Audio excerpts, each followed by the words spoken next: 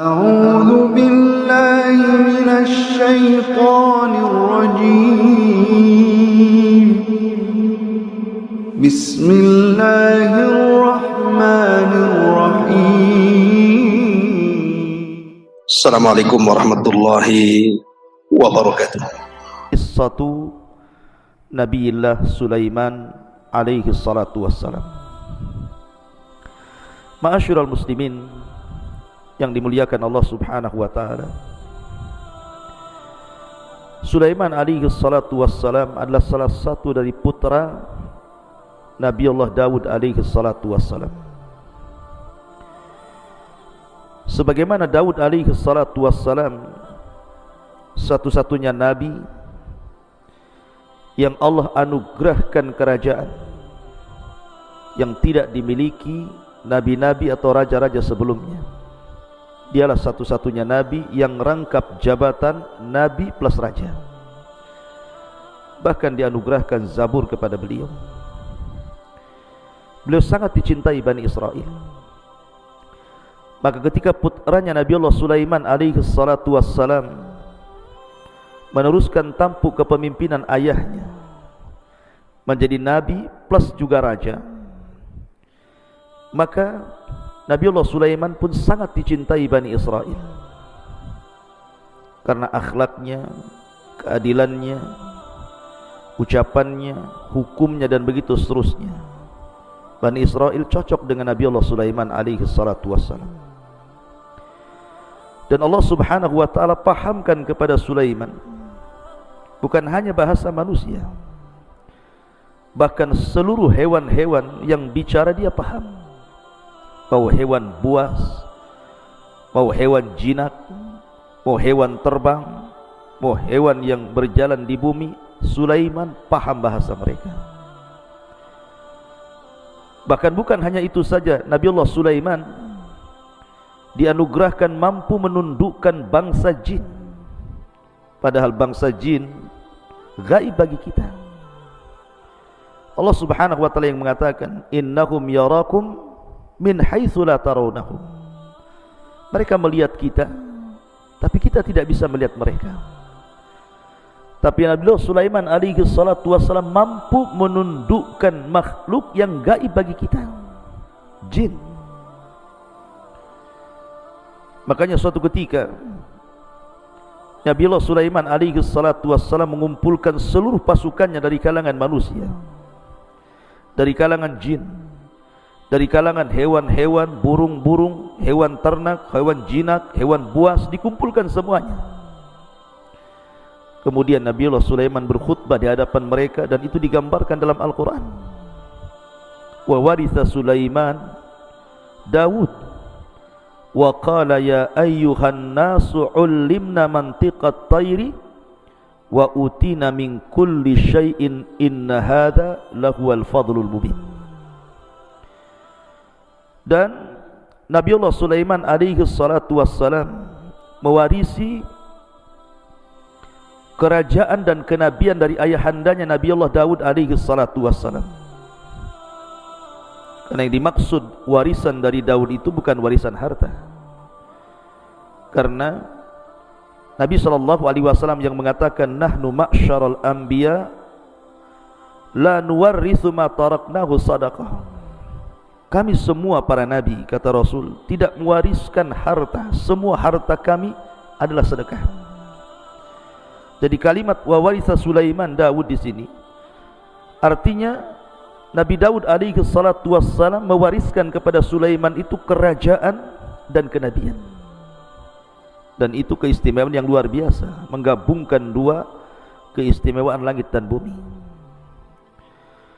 Wa qala, kemudian Sulaiman berkata, berkhutbah di hadapan pasukannya itu, ya ayyuhan nas, wahai manusia, ullimna mantiqat tayrin, telah diajarkan kepada kami bahasa burung, wa utina min kulli syai'in, dan telah diberikan kepada kami segala sesuatu yang tidak dimiliki manusia. Kemudian Nabiullah Sulaiman mengatakan, inna hadza lahuwal fadlul mubin. Tentu ini semua adalah karunia yang nyata yang Allah subhanahu wa ta'ala anugerahkan kepadaku. Ma'asyiral muslimin yang dimuliakan Allah Subhanahu wa taala. Dan kita tahu bahwa ada sebuah asar yang dikeluarkan Imam Hakim dalam Mustadraknya dari Muawiyah radhiyallahu anhu. Beliau mengatakan Malikul ardi arba'atun. Raja yang pernah menguasai sebagian besar dunia itu cuma ada 4. Sulaiman ibn Daud, kemudian Dzulqarnain, kemudian Bukhtun Nasr, kemudian Namrud. Itulah 4 raja yang pernah menguasai sebagian besar dunia. Dan para ulama mengatakan la syakka fi anna a'zamahum hukman alal itlaq kana Sulaiman. Dan dari 4 raja yang pernah menguasai sebagian besar dunia, yang paling besar kekuasaannya secara mutlak adalah Nabiullah Sulaiman alaihi salatu wassalam, dibandingkan Dzulqarnain ataupun Bukhtun Nasr ataupun Namrud di zaman Nabiullah Ibrahim alaihi salatu wassalam. Ma'asyiral muslimin yang dimuliakan Allah Subhanahu wa taala. Dan Nabiullah Sulaiman alaihi salatu wassalam itu punya aturan ketika mentertibkan tentara-tentaranya. Maka dia memiliki aturan yang sangat ketat, luar biasa. Makanya kemudian Allah Subhanahu wa taala mengatakan wa khusyira li Sulaiman junudahu minal jinni wal insi wat tayri fahum yuzaun. Dan untuk Sulaiman dikumpulkan bala tentaranya dari jin, manusia, bahkan burung-burung, lalu mereka berbaris dengan tertib luar biasa. Jadi Sulaiman selalu melihat kondisi bagaimana pasukan dari kalangan manusia, kemudian pasukan jin, kemudian pasukan burung-burung, dan pasukan hewan-hewan yang lainnya. Dan itu luar biasa. Seorang jenderal perang selalu memperhatikan pasukannya. Ma'asyiral muslimin yang dimuliakan Allah Subhanahu wa taala. Lah, kisah Nabiullah Sulaiman alaihi salatu wassalam di dalam Al-Qur'anul Karim ini cukup banyak, karena Allah Subhanahu wa taala menyebutkan kisah Sulaiman ini di beberapa ayat dalam Al-Qur'an, di beberapa surat dalam Al-Qur'an, bahkan belasan ayat menjelaskan tentang kisah Sulaiman alaihi salatu wassalam. Ma'asyiral muslimin yang dimuliakan Allah Azza wa Jalla, di antara kisah-kisah yang disebutkan di dalam Al-Qur'anul Karim adalah kisah Sulaiman alaihi salatu wassalam bersama seekor semut. Dan itu disebutkan di dalam suratul Naml. Allah Subhanahu wa taala berfirman, hatta idza atau ala wadin namlah qalat namlatun ya ayyuhan namlu udkhulu masakinakum la yakhtimannakum Sulaiman wa junuduhu wa hum la yash'urun. Allah Subhanahu wa taala mengatakan sampai suatu ketika pasukan Sulaiman sampai di sebuah lembah yang disebut dengan Wadi Namlah. Memang lembah itu penuh dengan semut di mana-mana. Maka dari kejauhan Nabiullah Sulaiman alaihi salatu wassalam mendengar pemimpin semut mengatakan kepada rakyatnya, maksudnya rakyat semut itu, wahai para semut, masuklah rumah-rumah kalian. Jangan sampai Nabiullah Sulaiman menginjak kalian dan tentaranya, sementara mereka la yash'urun, mereka tidak sadar. Lihat bagaimana semut ini juga beradab kepada Nabiullah Sulaiman dan juga tentaranya. Maka mendengar bagaimana semut ini sangat berakhlak dan beradab, tidak suudzon kepada Sulaiman dan pasukannya, dan mengatakan wahum la yash'urun, maka Sulaiman pun takjub dan kemudian tersenyum. Allah katakan fatabassama dhahikam min qauliha, maka Sulaiman pun tersenyum kepada ucapan sang raja semut kepada masyarakat semut itu. Wa qala, dan dia mengatakan rabbi auzi'ni an ashkura ni'mataka allati an'amta alai wa ala walidayya wa an a'mala salihan tardah wa adkhilni bi rahmatika fi ibadika salihin. Ya Rabb, anugerahkan kepadaku agar aku bisa bersyukur akan nikmat-Mu yang telah Kau anugerahkan kepadaku. Nikmat bisa paham dengan bahasa-bahasa binatang yang tidak diberikan kepada para nabi baik sesudah dan sebelumnya, dan juga bersyukur kepada kedua orang tuaku karena sudah mewarisi kerajaan dan juga kenabian Nabi Allah Daud alaihi salatu wassalam, dan agar aku bisa beramal saleh yang Kau ridhai dan Kau masukkan aku dengan rahmat-Mu termasuk hamba-hamba-Mu yang saleh. Subhanallah, jarang sekali orang yang Allah anugerahkan nikmat yang banyak bersyukur kepada Allah Azza wa Jalla. Terkadang baru diberikan harta saja orang sudah melampaui batas. Kalla innal insana la yatgha an ra'ahu istaghna.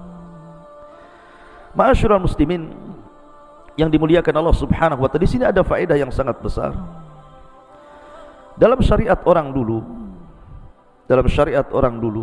maksudnya para nabi yang dulu itu, seorang boleh saja membunuh semut, seperti yang terjadi pada salah seorang Bani Israel, nabi dari nabi-nabi Bani Israel. Disebutkan dalam sebuah hadis, qarasat nabiyyan minal anbiya'i namlah fa amara bi qaryatin namli fa ahrakat fa auhallahu ilaihi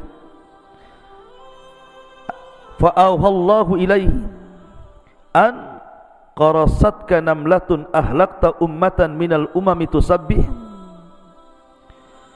Ada seorang nabi dari nabi-nabi Bani Israel digigit oleh seekor semut. Maka dia marah. Kemudian dia mengambil api dan hendak membakar satu penduduk semut dalam sarangnya. Maka Allah wahyukan kepada nabi tersebut dengan diturunkan malaikat, kemudian menegurnya, kenapa engkau akan membakar satu kampung semut sementara yang menyakiti hanya satu semut saja? Kalau itu yang kau lakukan, kau salah. Cukup bunuh yang menyakitimu. Dari sini kata para ulama, dalam syariat dulu membunuh semut itu boleh, tetapi yang menyakiti saja. Maksudnya membunuh dengan cara membakarnya. Tetapi dalam syariat kita, syariat Islam, tidak boleh kita ini membakar semut dengan api, karena Rasul mengatakan la yu'adzibu bin nar illa rabbun nar. Tidak boleh mengadab dengan api kecuali Rabb pemilik api, Allah Subhanahu wa taala. Ma'asyiral muslimin yang dimuliakan Allah Subhanahu wa taala, jadi kisah ini disebutkan dalam Al-Quran, bagaimana Nabi Allah Sulaiman alaihi salatu wassalam paham dengan bahasa semut. Di sana ada kisah-kisah lain tentang kisah Nabi Allah Sulaiman alaihi salatu wassalam dengan semut, tetapi kisah ini tentu sebagiannya adalah cerita-cerita Israiliyat, cerita-cerita yang tidak tercantumkan dalam kitab-kitab induk Islam. Tapi Nabi SAW mengatakan dalam sebuah hadis, Nabi SAW, hadithu an Bani Israel wala haraj, tidak mengapa ceritakan tentang kisah Israiliyat selama tidak bertentangan dengan Al-Quran dan Sunnah. Tapi kalau bertentangan dengan Al-Quran dan Sunnah tidak perlu diceritakan. Maka sebagai pengetahuan saja kita akan ceritakan beberapa kisah tentang kisah Nabi Allah Sulaiman dengan semut dalam beberapa kisah. Pertama, suatu ketika Nabi Allah Sulaiman alaihi salatu wassalam duduk jalisan ala syatil bahri, duduk di tepi sungai. Tiba-tiba dia melihat semut membawa habbah qamhin. Semut ini membawa satu butir gandum. Tiba-tiba kemudian mengarah ke sungai tadi. Rupanya dalam sungai itu ada kodok, sudah menganga mulutnya. Tiba-tiba semut itu masuk ke mulut kodok itu. Kemudian kodok ini nyelam sampai ke dasar sungai. Nabi Allah Sulaiman memperhatikan semut itu, takjub sama sekali. Kok ada semut bawa sebiji gandum, kemudian masuk ke mulut kodok, kemudian kodoknya masuk ke dalam air. Kemudian setelah 1 jam Nabi Allah Sulaiman perhatikan, tiba-tiba kodok itu muncul lagi, kemudian menganga kembali, semutnya keluar dari mulut kodok itu. Maka Sulaiman pun kemudian menghampiri semut itu, kemudian bertanya. Kata Nabi Sulaiman alaihi salatu wassalam kepada semut itu, dari mana kau pergi membawa satu butir gandum itu? Kau masuk ke mulut kodok, kemudian kau nyelam bersama kodok, kemudian kau muncul lagi ke permukaan. Maka dia mengatakan, ya Nabi Allah, inna fi qa'ril bahri alladhi tarah sakhratun mujawwafa wa fi jawfiha dudatun amya wa qad khalaqaha Allah Ta'ala hunalik. Wahai Nabi Allah Sulaiman, di dasar sungai itu ada sebuah batu yang berongga di dalamnya. Di dasar batu itu ada dud, semacam ulat, dan dia buta, tidak bisa melihat dan tidak bisa memberikan rizki, tidak bisa mampu mencari rizki. Maka Allah Subhanahu wa Ta'ala wahyukan kepadaku agar aku memberikan perantara rizkinya, karena dia tidak sanggup mencari rizki. Dan kodok itulah sebagai wasilah menghantarkan diriku untuk memberi makan ulat yang dalam dasar sungai itu. Dan alhamdulillah air itu tidak memadaratkan diriku, sampai aku mampu untuk memberi makan dud tersebut. Kemudian Nabi Sulaiman bertanya pada sang semut itu, wahal sami' laha min tasbih, apakah engkau mendengar bahwa ulat yang buta yang ada dasar sungai itu bertasbih kepada Allah Subhanahu wa Ta'ala? Maka sang semut mengatakan, ya. Innaha taqul, dia mengatakan, ya ma la tansani fi jawfi hadhihi sakhrati tahta hadhihi lujjah birizkika la tansa ibadaka al-mu'minin birahmatika. Maka dia mengatakan, wahai zat yang tidak pernah melupakan diriku, yang berada di rongga batu di bawah sungai ini, berikan rizki kepadaku dengan rahmatmu. Maka Nabi Sulaiman takjub dengan kisah ini.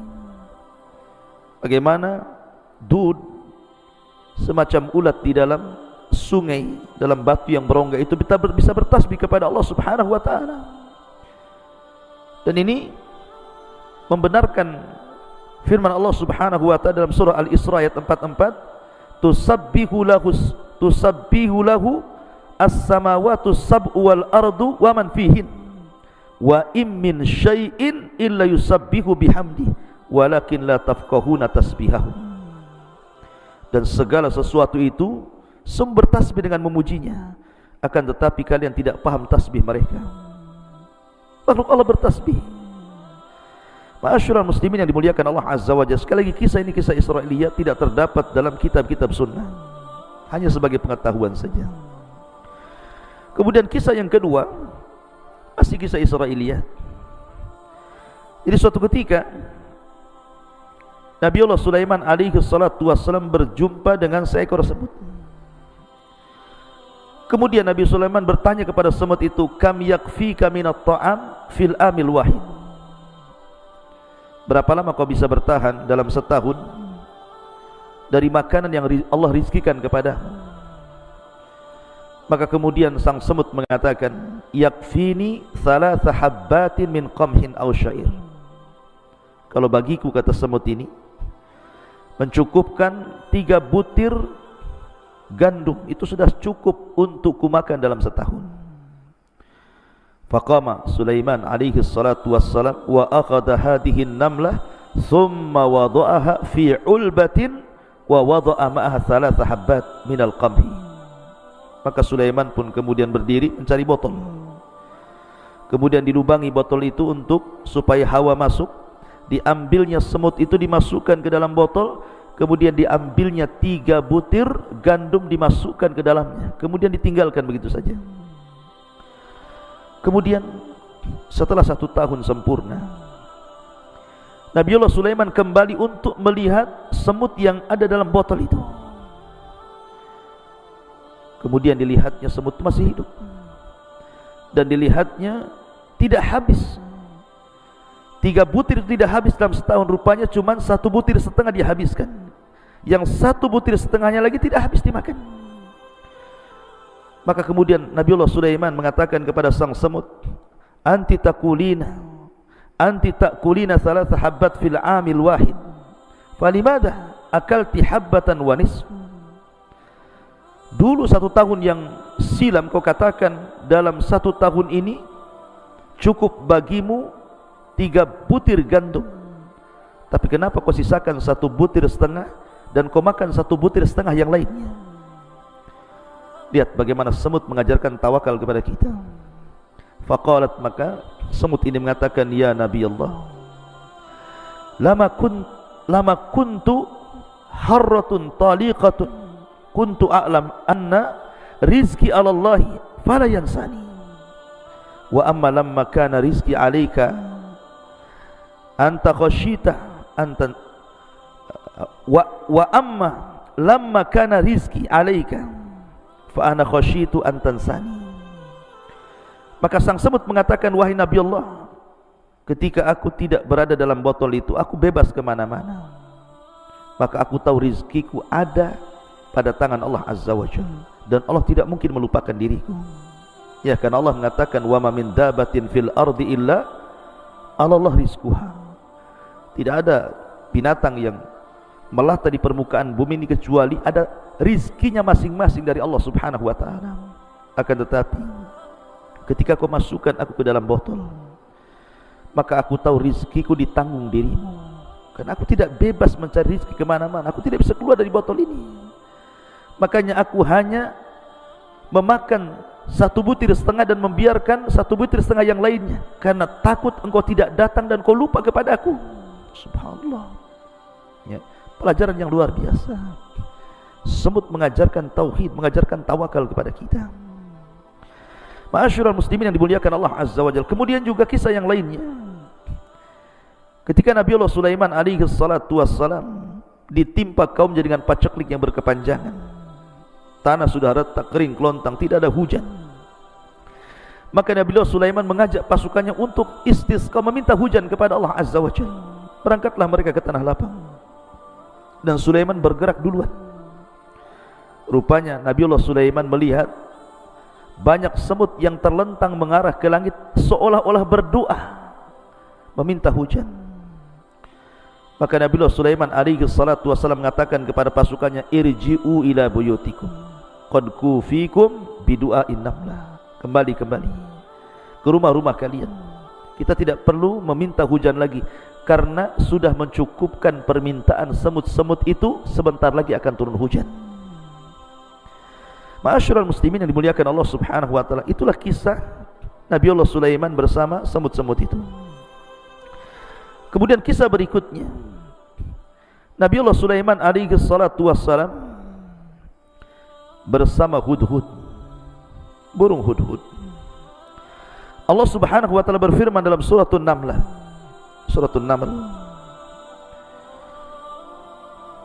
wa tafaqqada at-tayra faqala mali la aral hudhuda am kana minal ghaibin law adhibannahu adhaban shadidan aw la adbahannahu aw la ya'tiyanni bi sultanin mubin. Kebiasaan Nabiullah Sulaiman, sekali lagi dari awal saya katakan, adalah orang yang paling teratur di dalam mengatur tentara-tentaranya, baik tentara manusia, tentara jin, tentara hewan-hewan, termasuk burung-burung. Sudah ada barisan-barisan tertentu.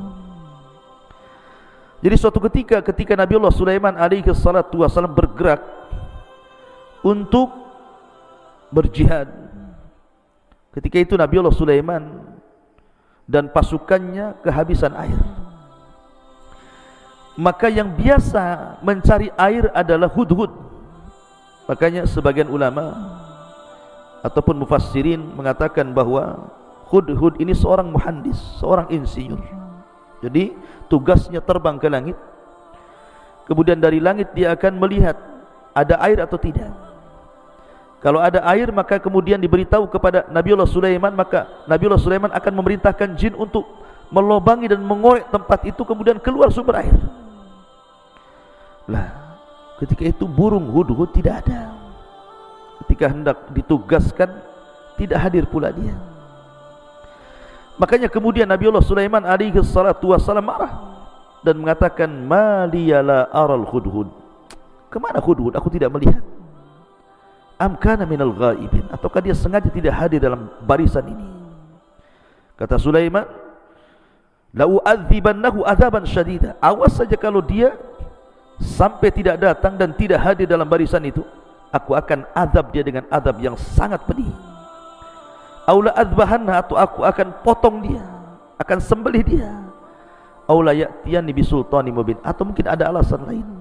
Lihat bagaimana Nabiullah Sulaiman alaihi salatu wassalam bukan raja diktator. Dia memberikan beberapa pilihan. Kalau seandainya dia punya bukti, maka akan dimaafkan. Punya uzur, akan dimaafkan. Tapi kalau tidak, lihat, pantas disembelih atau hanya disiksa saja. Dan ini menjadikan pasukan Nabiullah Sulaiman itu betul-betul tertib, karena ada aturan di situ. Tiba-tiba famakatha ghaira ba'idin, tiba-tiba Hudhud sudah datang saja. Kemudian Hudhud mengatakan, ahattu bima lam tuhit bihi wa ji'tuka min saba'in binaba'il yakin. Dia mengatakan, ya Nabiullah Sulaiman, aku mengetahui pengetahuan yang kau tidak ketahui, dan aku baru saja datang dari sebuah negeri Sabah dengan berita yang sangat meyakinkan. Bayangkan, negeri Sabah itu di mana? Di Yaman. Sementara Nabiullah Sulaiman dan pasukannya ada di Palestina. Menunjukkan bahwa Allah anugerahkan kepada Hudhud ini mampu terbang dengan cepat. Tentu Hudhud di zaman Sulaiman berbeda dengan Hudhud di zaman sekarang. Mampu dia terbang ke dari Palestina ke Yaman, balik lagi ke Palestina.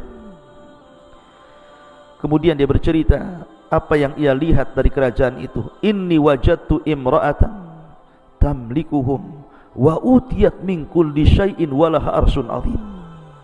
Wahai Nabiullah Sulaiman, aku mendapati raja negeri Sabah ini bukan laki-laki tapi perempuan, dan diberikan segala sesuatu, dan dia memiliki singgasana yang sangat besar. Akan tetapi wajadtuha wa qaumaha yasjuduna lisyamsi min dunillah. Tapi sayang, aku melihat kaumnya, mereka tidak menyembah Allah, mereka menyembah matahari. Wa zayyana lahumus syaitan a'malahum, dan syaitan telah menghiasi amal-amal mereka. Fasaddahum anis sabil fahum la yahtadun, sehingga terputus dari jalan Allah dan mereka tidak dapat hidayah. Ma'asyiral muslimin yang dimuliakan Allah Subhanahu wa taala. Akhirnya Nabi Sulaiman pun diceritakan tentang apa yang dilihat Hudhud terhadap raja atau Malikus Sabah, Raja Balqis yang menguasai kerajaan Sabah. Tetapi Nabiullah Sulaiman alaihi salatu wassalam tidak langsung membenarkan kabar itu. Maka dia mengatakan, qala sanangdur asadaqta am kunta minal kadhibin. Tunggu dulu, kabar kamu ini benar atau salah? Lihat bagaimana Sulaiman hendak tabayun. Kau ini membawa berita benar atau berita dusta? Kemudian Allah Subhanahu wa taala mengatakan, idhhab bi kitabi hadza fa'alqihi ilaihim thumma tawalli anhum fa'ndur madza yarji'un. Sudah gini saja, bawa suratku kepada negeri Sabah itu, kau hantarkan suratku kepada mereka, kemudian kau lihat-lihat kira-kira apa balasannya. Akhirnya kemudian setelah kemudian Nabiullah Sulaiman alaihi salatu wassalam menulis surat, kemudian memberikan kepada Hudhud. Kemudian di antara isi surat itu, innahu min Sulaiman wa innahu bismillahirrahmanirrahim. Surat ini dari Sulaiman dengan menyebut nama Allah yang Maha Penyayang lagi Maha Pengasih. Alla ta'lu alayya wa'tuni muslimin. Jangan sampai kalian sombong kepadaku, dan datanglah kepadaku dalam kondisi menyerahkan diri.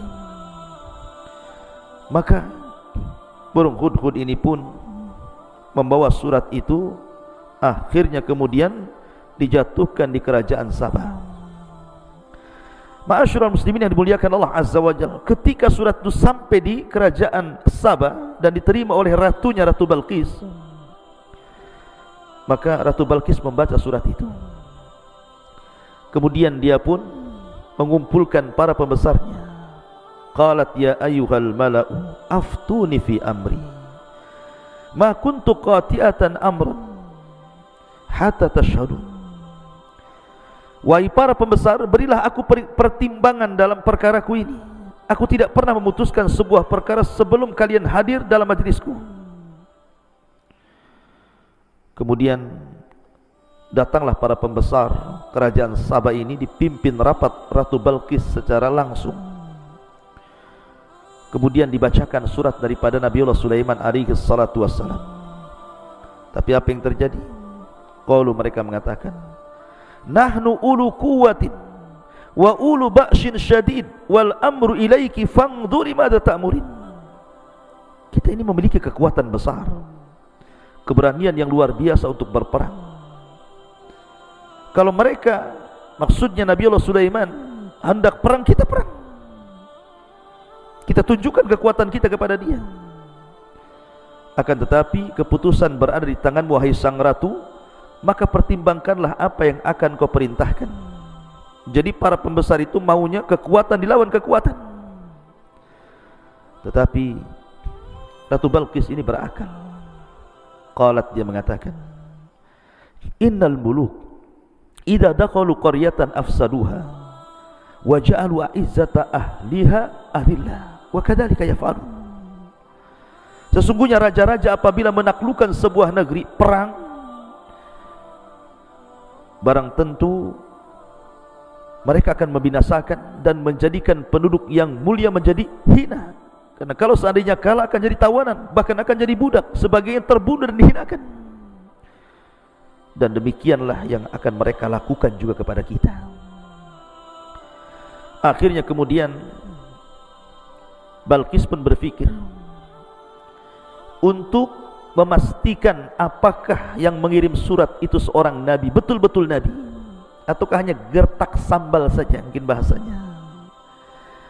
Kemudian dia mulai berfikir sampai mengatakan, wa inni mursilatun ilaihim bihadiyatin fanadhiratun bima yarji'ul mursalun.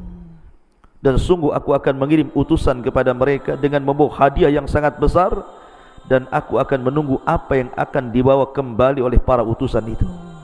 Sudah gini saja, kita coba berikan hadiah kepada dia. Kalau dia menerima hadiah itu berarti sama saja dengan raja-raja yang lainnya. Tapi kalau dia menolak hadiah itu, ini bukan raja biasa, dia tidak menghendaki itu. Kemudian diutuslah beberapa orang pasukan dari Sabah menuju Palestina membawa hadiah yang sangat besar untuk diberikan kepada Nabiullah Sulaiman alaihi salatu wassalam. Falamma jaa Sulaiman qala atumiddunani bimalin fama atanillahu khairun mimma atakum bal antum bihadiyatikum tafrahun. Maka ketika para utusan itu menyampaikan kepada Nabiullah Sulaiman, Sulaiman berkata, apakah kamu akan memberikan harta kepadaku? Apa yang Allah berikan kepadaku jauh lebih baik dibandingkan apa yang Allah berikan kepada kalian. Tetapi kamu merasa bangga dengan hadiahmu. Kembalikan hadiah ini kepada ratumu.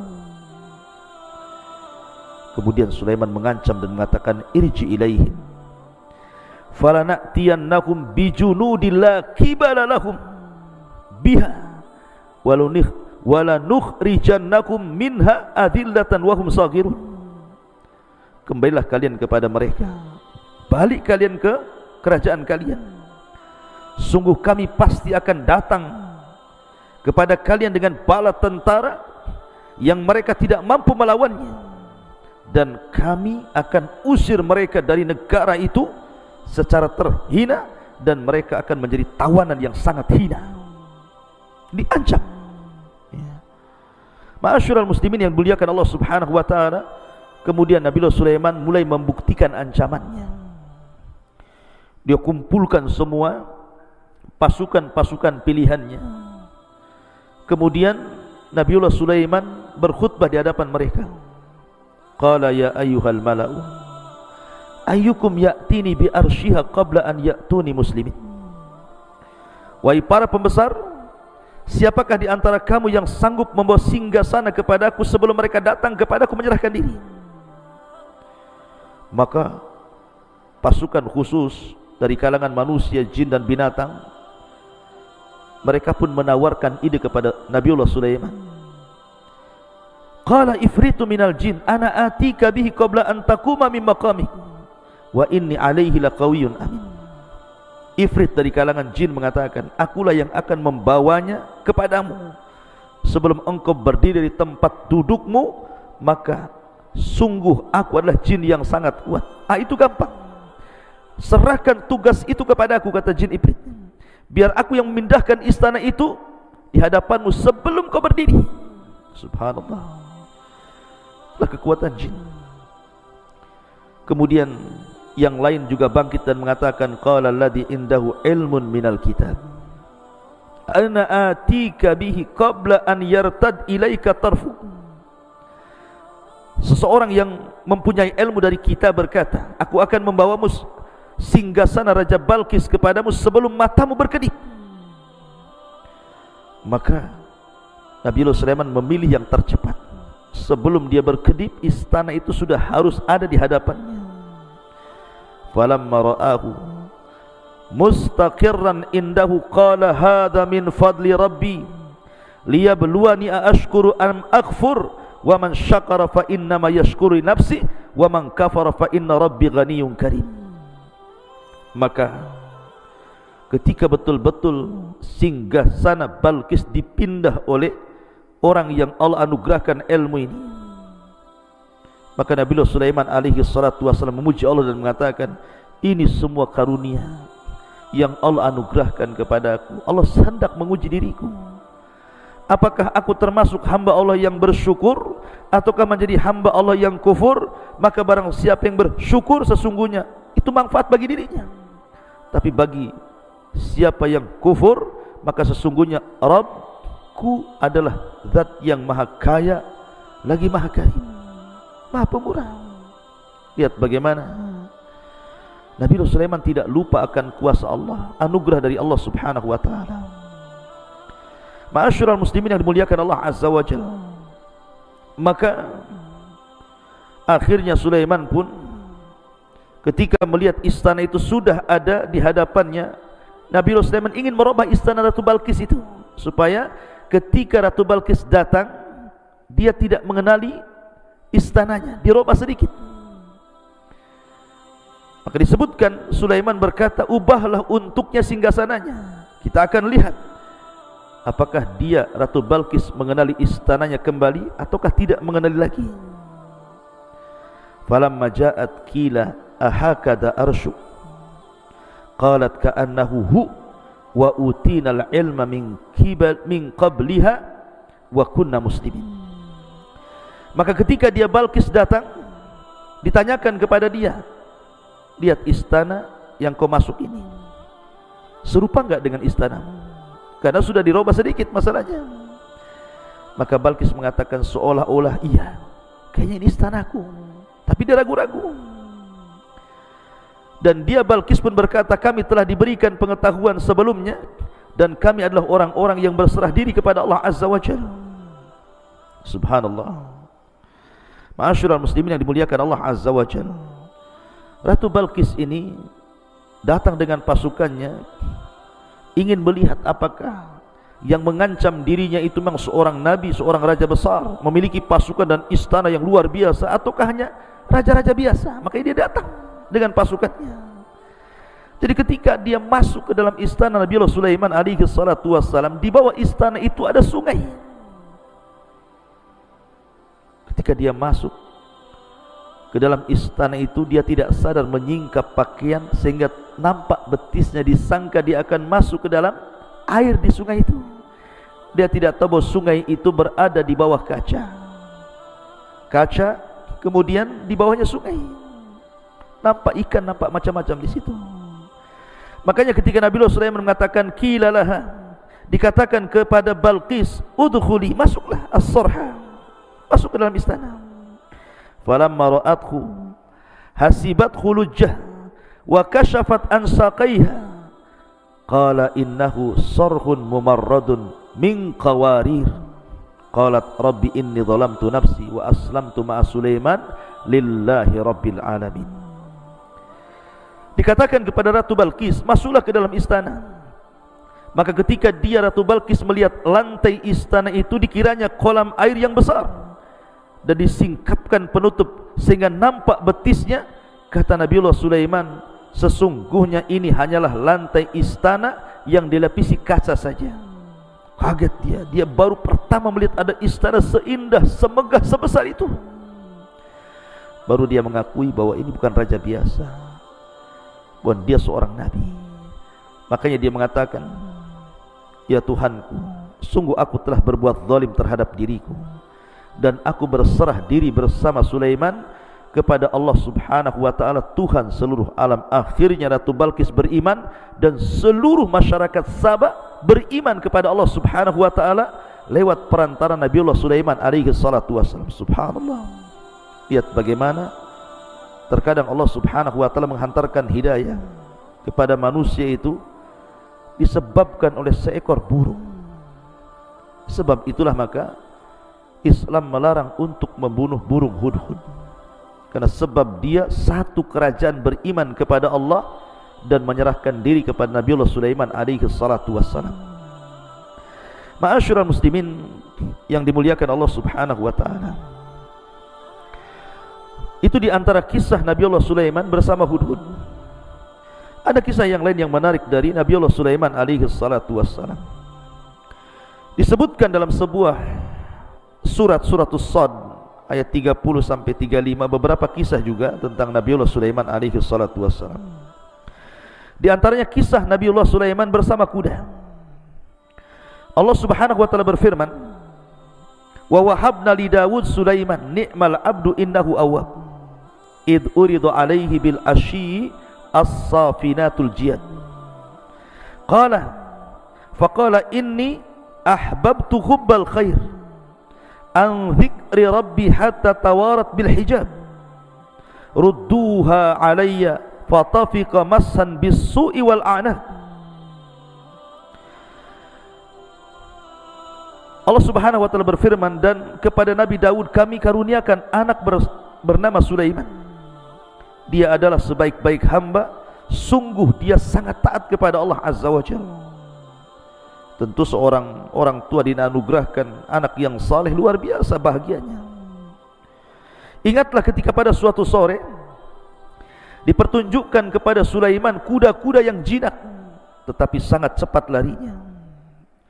Maka dia berkata, sesungguhnya aku menyukai segala yang baik dari kuda itu, yang membuat aku ingat akan kebesaran Tuhanku sampai dia tidak sadar matahari mulai terbenam. Maka Sulaiman pun kemudian marah kepada kuda-kuda yang sudah melalaikan dia dari solat. Bawalah semua kuda-kuda itu kepadaku. Lalu dia mengusap-usap kaki dan leher kuda tersebut. Ada sebagian ahli tafsir mengatakan bahwa Nabiullah Sulaiman alaihi salatu wasallam dicintakan dengan kuda karena dia memang suka berjihad, berperang. Maka dia suka dengan kuda-kudanya Sulaiman itu banyak, ribuan ya. Karena itu bagian daripada pasukannya. Jadi suatu sore Nabi Sulaiman sedang membariskan kuda-kuda itu, karena kesukaan dia kepada kuda yang baik gitu ya. Dia bariskan kuda-kuda itu, tidak sadar kalau seandainya ketika dia membariskan kuda-kuda itu kemudian mengusap satu persatu, merapihkannya, rupanya dia dilupakan dari solat di waktu petang, solat sebelum terbenam matahari. Ketika kemudian matahari terbenam diingatkan bahwa dia belum solat. Akhirnya dia marah sama kuda-kuda itu. Kemudian dia meminta agar kuda-kuda itu didekatkan kepadanya dan dia sembelih semua kudanya, karena disebabkan sudah melalaikan dia dari solat sebelum terbenam matahari. Subhanallah.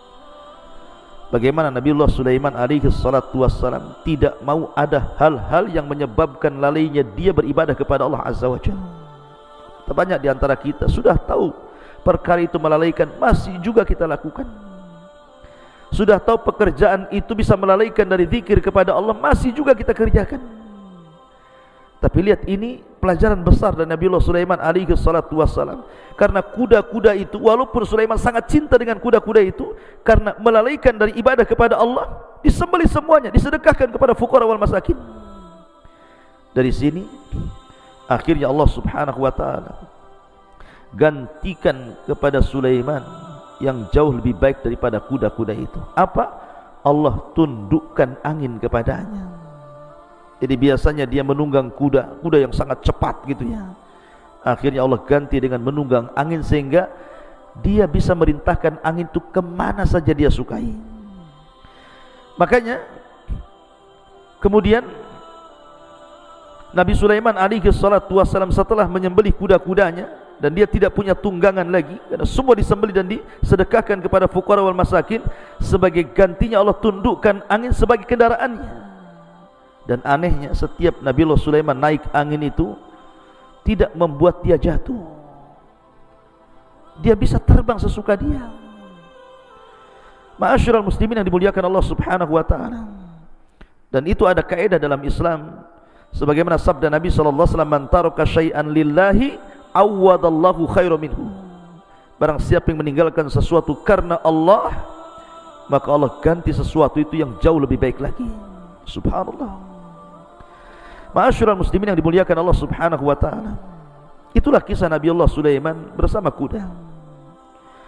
Tetapi sebagaimana manusia yang lain, Sulaiman juga terfitnah.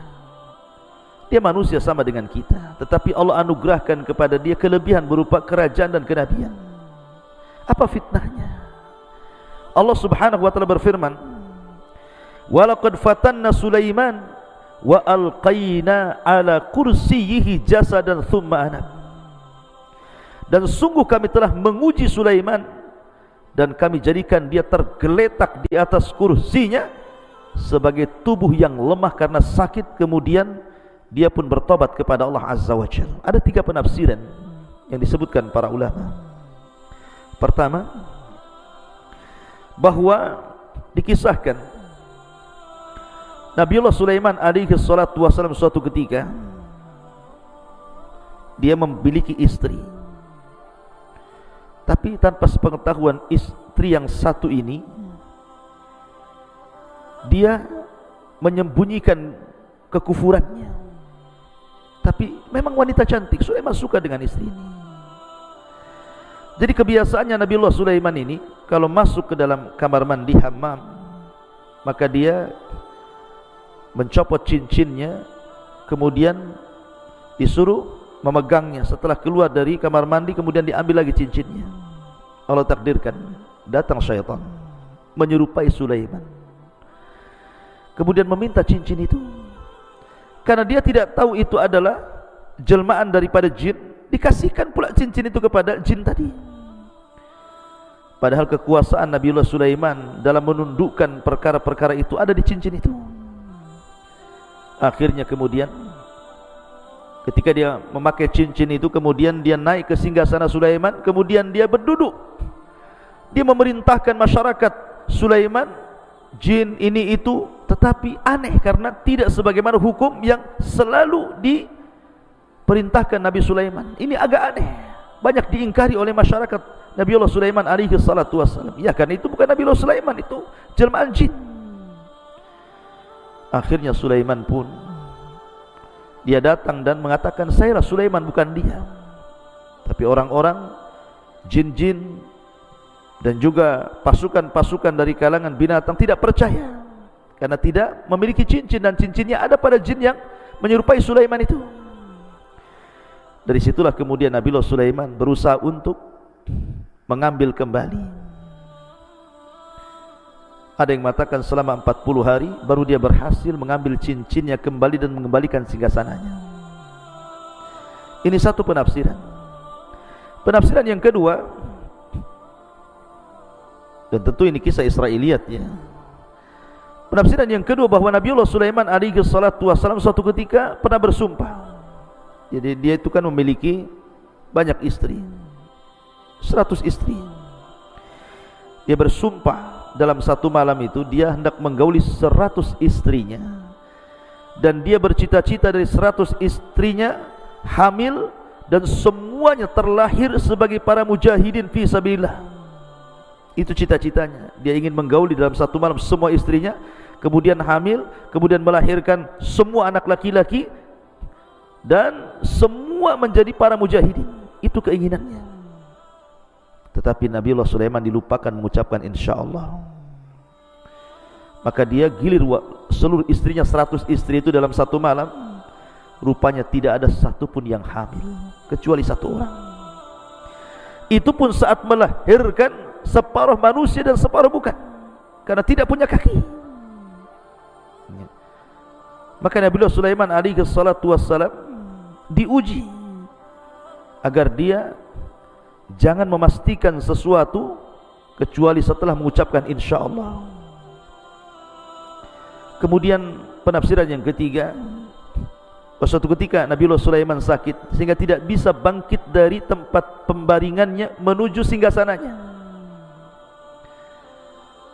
Akhirnya kemudian ada syaitan duduk di singgasananya, dan itu fitnah bagi Nabiullah Sulaiman alaihi salatu wassalam, yang Allah subhanahu wa ta'ala firmankan dalam surat ini, walaqad fattanna Sulaiman wa alqaina ala kursiyihi jasadan thumma anab.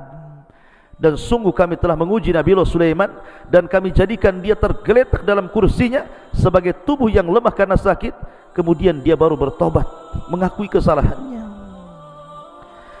Ma'asyiral muslimin yang dimuliakan Allah subhanahu wa ta'ala. Kemudian juga Allah subhanahu wa ta'ala juga menceritakan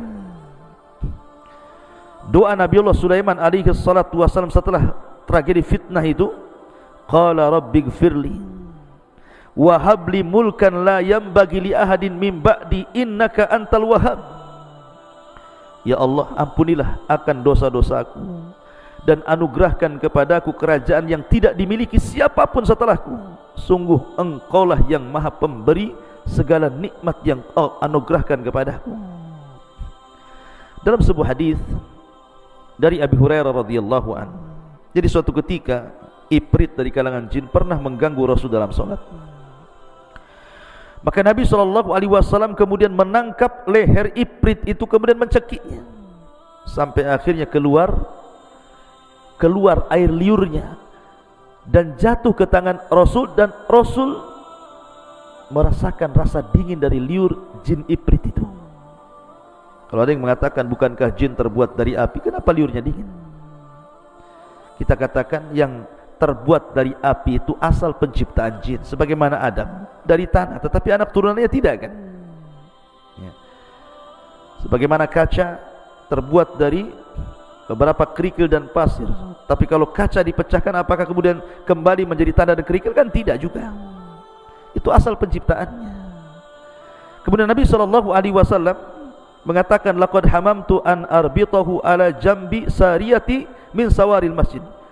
Aku sebenarnya menginginkan untuk mengikat jin itu, jin Ifrit itu, di salah satu tiang dari tiang-tiang masjid, supaya menjadi mainan anak-anak dan penduduk Madinah.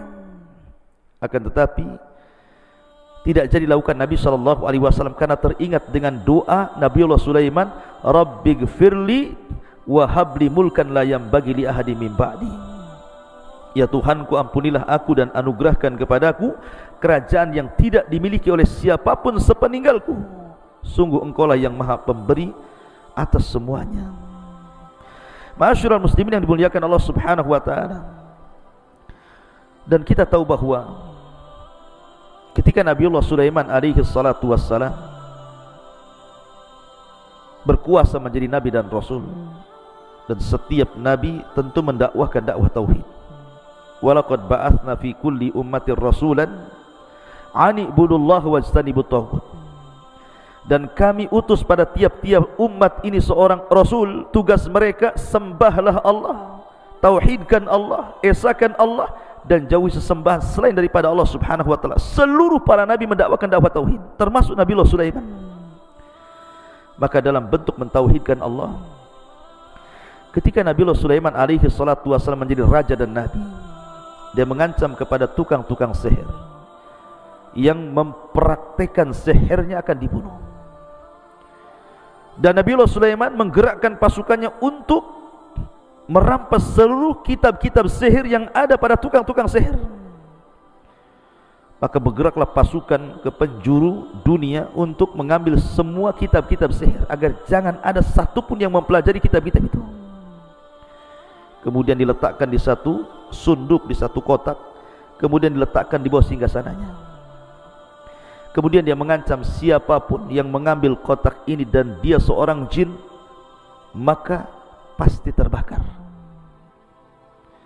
Tetapi siapapun yang mengambil kotak ini dari kalangan manusia, kubunuh dia.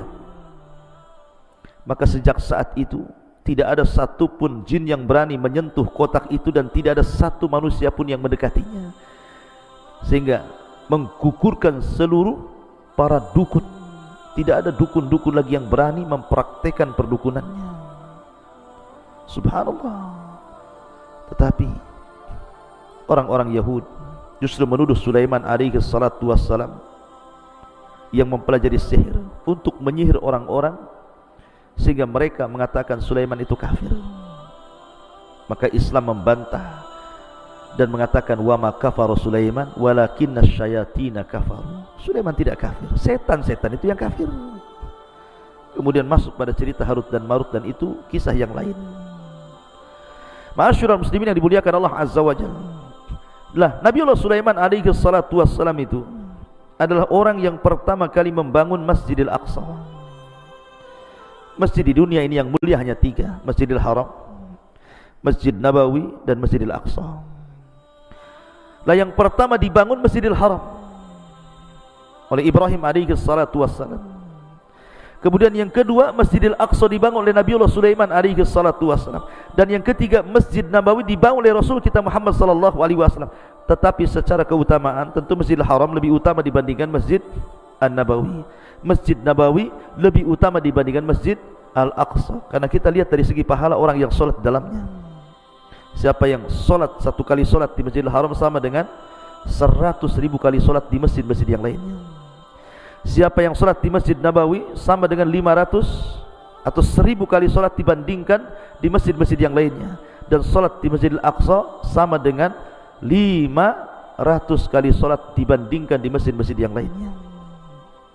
Tapi secara pembangunan, maka Aqsa kedua, baru setelah itu Nabawi. Yang pertama Masjidil Haram. Lah, setelah kemudian Nabi Sulaiman membangun Masjidil Aqsa yang disebut dengan Haikal Sulaiman, yang sekarang dicari-cari. Haikal ini bangunan yang asal yang pernah dibangun Sulaiman oleh orang-orang Yahudi Israel.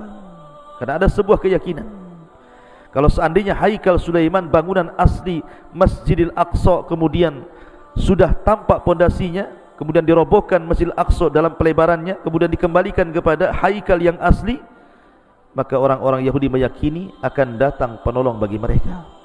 Itu keyakinan mereka, dan ini keyakinan batil. Intinya bahwa Nabi Sulaiman membangun Masjidil Aqsa. Kemudian setelah itu dia pun meminta kepada Allah Subhanahu wa taala 3 perkara. Sa'alallahu hukman yusadifu hukmahu. Pertama, Nabi Sulaiman meminta hukum yang selaras dengan hukum Allah Subhanahu wa taala. Maka diberikan permintaan pertama. Kemudian yang kedua, sa'alallah mulkan la yambagi li ahadin min ba'di. Dia meminta sebuah kerajaan yang tidak dimiliki siapapun sepeninggalnya, dan Allah kabulkan. Kemudian yang ketiga, Nabiullah Sulaiman alaihi salatu wassalam meminta juga alla ya'tiyahu ahadun la yanhazuhu illa shalah, bahwa siapapun yang masuk ke Masjidil Aqsa tidak ada niat kecuali salat. An yukhrijahu min khati'atihi kayaumin waladathu ummuhu. Keluar dari masjid sudah hilang semua dosa-dosanya. Dan Rasul mengatakan wa arju an yakuna qad utiyahu tsalitsa, dan aku berharap Allah Subhanahu wa taala juga memberikan permintaan Nabiullah Sulaiman yang ketiga. Dan Rasul pernah salat di Masjidil Aqsa pada saat peristiwa Isra dan Mi'raj. Ma'asyiral muslimin yang dimuliakan Allah Subhanahu wa taala. Dan banyak kisah-kisah Nabiullah Sulaiman alaihi salatu wassalam. Kita masuk pada wafatnya. Jadi disebutkan di dalam Al-Qur'anul Karim bagaimana wafatnya Nabiullah Sulaiman alaihi salatu wassalam. Allah katakan falamma qadaina alaihi al-maut ma dallahum ala mautihi illa dabatul ardi ta'kulu min sya'atahu falamma kharra tabayyanatil jin allau kanu ya'lamunal ghaiba ma labithu fil adzabil muhin. Maka tatkala kami putuskan akan kematian Sulaiman, tidak ada yang menunjukkan kematiannya kecuali rayap yang menggerogoti tongkatnya.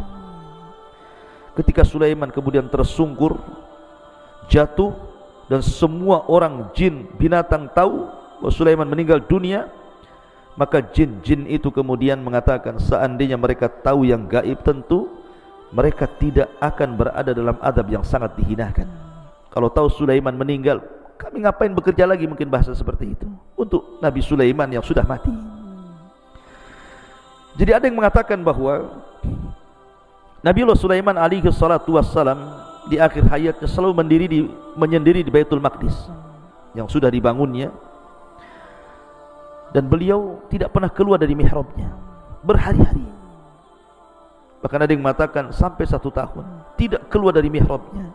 Dia hanya menyuruh orang untuk mengantar makanan dan terus sholat dan beribadah kepada Allah subhanahu wa ta'ala. Ma'asyiral muslimin, lah pada hari pertama kemudian dia melihat di dalam Baitul Maqdis ini ada tumbuh pohon. Kemudian dia memandangi pohon tersebut dan berkata, siapa namamu? Jadi berkata kepada pohon, siapa namamu?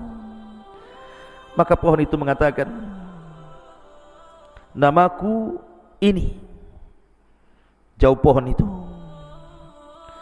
Kemudian Nabi Sulaiman alaihi salatu wassalam mengatakan, melihat pohon yang lain, kamu siapa namanya dan apa fungsimu? Maka pohon ini mengatakan, aku namanya si ini dan fungsiku sebagai obat-obatan.